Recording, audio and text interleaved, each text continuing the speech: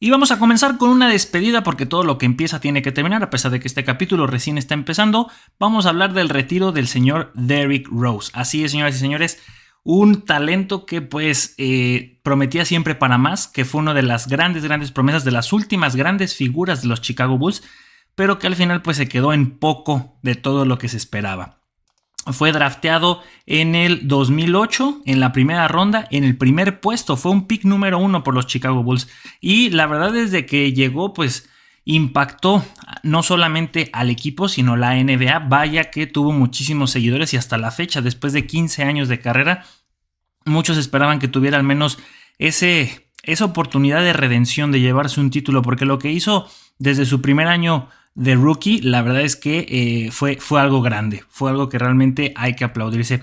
Estuvo participando en el Juego de las Estrellas de la edición del 2009, es decir, cuando recién llegó en la temporada 2008-2009, lo invitaron al Juego de las Estrellas y se llevó el título del concurso de habilidades. Desde ahí ya se veía que tenía ese dominio, ese drible con su 1.91, pues era importante que tuviera ese tipo de condiciones, aparte de ser un gran armador, de tener esa gran visión, y pues lo demostró en este concurso, pues bastante recreativo, porque realmente todos estos concursos, la gran mayoría son recreativos, a excepción tal vez del de tiro de 3.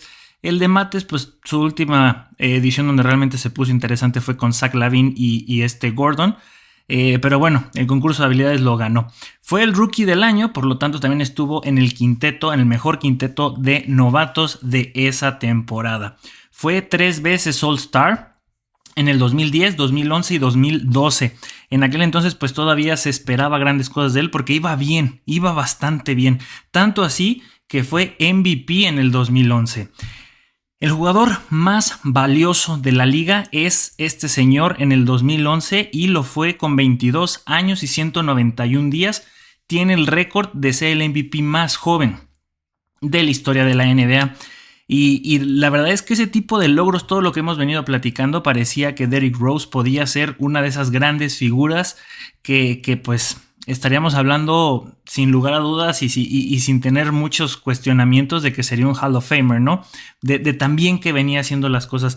Si analizamos sus primeras temporadas, del 2008 a cuando fue el MVP, que fue en la 2010-2011, en esa temporada cuando fue MVP promedió 25 puntos por partido, 4.1 rebotes y 7.7 asistencias.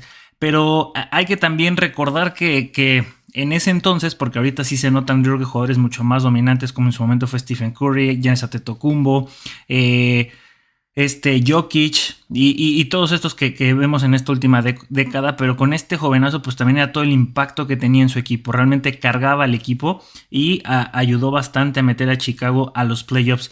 En el tiempo que estuvo, estuvieron 5 veces en los playoffs y eso es importante también de destacar en un equipo de que Chicago se veía que después de la era Jordan andaba un poco perdido. Números muy impresionantes para el botarocillo, les digo, de 1.91, pero antes de llegar al pero, también hay que hablar de selección nacional porque todavía estamos hablando de cosas positivas que tuvo este muchacho. En 2 ocasiones fue campeón del mundo, Turquía 2010 y España 2014. Campeón mundial con los Estados Unidos, al menos también tuvo títulos colectivos con el equipo de las Barras y las Estrellas. Lastimosamente pues no fue a Juegos Olímpicos, no estuvo en esos equipos, pero al menos en las ediciones donde llegó a jugar, que ya era parte de la NBA, pues ahí estuvo presente Derrick Rose. Y ahora sí, las desastrosas lesiones. Ya venía acarreando algunas ya en los últimos años que estuvo con los Chicago Bulls, pero la verdad es que se volvió un jugador de cristal. Nunca regresó a estar al 100. Me parece una historia, no es un paralelo que me gustaría hacer, pero con Lonzo Ball, que también era un jugador que supuestamente prometía demasiado, que en el caso de Derrick Rose sí que lo logró en sus primeros años, sí que impactó a la liga y generó muchos aficionados. En el caso de Lonzo Ball, pues bueno, solo es la parte donde se lesionó y parece que nunca más va a regresar. Con Derrick Rose logra regresar, pero comienza éxodo de los Chicago Bulls, donde después de eso pues empezó a jugar en muchos equipos y pues realmente nunca se encontró. Tenía muchísima experiencia, pero nunca se encontró como en su momento cuando fue MVP.